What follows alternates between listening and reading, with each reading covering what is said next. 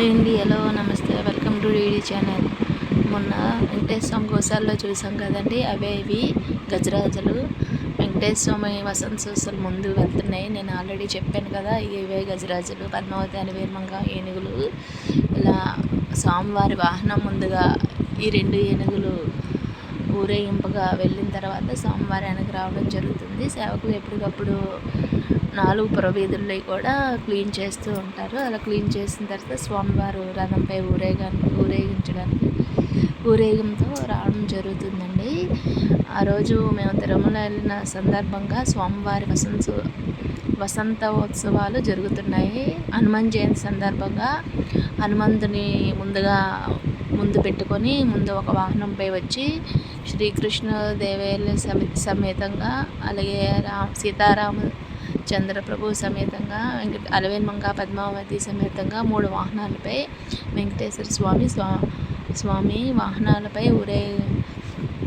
ఊరేగింపుతో రావడం జరిగిందండి. అది మేము వెళ్ళిన రోజు సాయంత్రం ఇలాగ వసంతోత్సవం జరిగింది.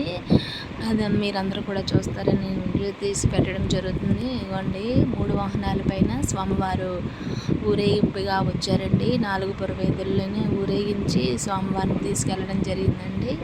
ఇదిగోండి, 3 దేవేలతో సైతం హనుమాన్ జయంతి సందర్భంగా ముందుని చిన్న వాహనంపై ఉన్న స్వామివారు హనుమంతుడు అండి. హనుమంతుడిని వెనకాతల దేవేలతో సైతం స్వామివారు వచ్చారు. ఇదిగో అగ్ని కూడా తీసుకొని రావడం జరిగింది సేవకులు.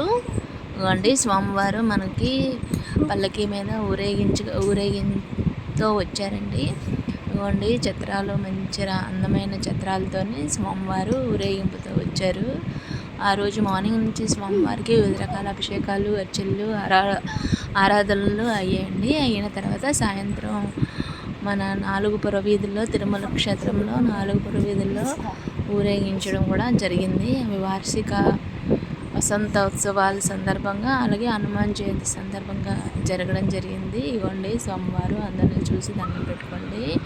గోవింద గోవింద గోవింద గోవింద గోవింద గోవింద.